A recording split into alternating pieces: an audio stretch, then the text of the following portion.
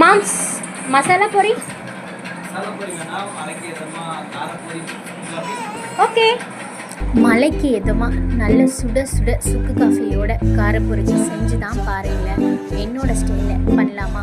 அதுக்கு ஃபர்ஸ்ட் ஒரு கடாயில் ஒரு கை நிறைய கறிவேப்பிலை லைட்டாக ஆயில் போட்டுக்கோங்க. அது கூட ஒரு 4 பல் பூண்டை 4 தட்டு சேர்த்துக்கோங்க.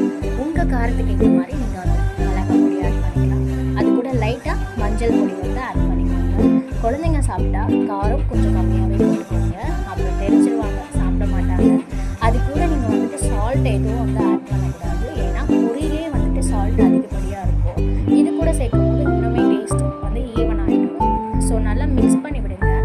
அடுப்பை கண்டிப்பாக லோ ஃப்ளேமில் வச்சுக்கோங்க, இல்லைனா வந்துட்டு கருகி போயிடும். அடுப்பை ஆஃப் பண்ணிவிட்டு தான் நம்ம பொரி வந்து அது கூட ஆட் பண்ண போகிறோம். சுக்கு காஃபி இன்ஸ்டண்ட்டாக வந்து நான் பவுடர் வச்சுருக்கேன். ஸோ அந்த பவுடர் வச்சு சுக்கு காஃபி ரெடி ஆகிடுச்சு. பொரியை வந்துட்டு நம்ம வந்து கொட்டிக்கலாம்.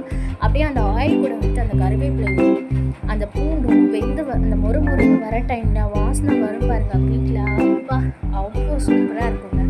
நீங்கள் வந்துட்டு இந்த மலைக்கு எதமாக பஜ்ஜி சாப்பிடுவேன், போண்டா சாப்பிடுவேன்னு விட்டுட்டு இந்த மாதிரி செஞ்சு சாப்பிட்டு பாருங்கள். நிஜமாகவே சொல்கிறேன், ரொம்பவே டேஸ்ட்டாக சூப்பராக மொறுன்னு இருக்குங்க.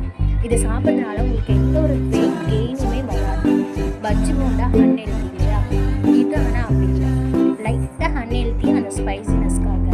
ஆனால் வந்துட்டு முற்றிலும் இது ஒரு சூப்பரான ரெசிபி. மஸ்ட் ட்ரைன்னு கூட நான் சொல்லுவேன்.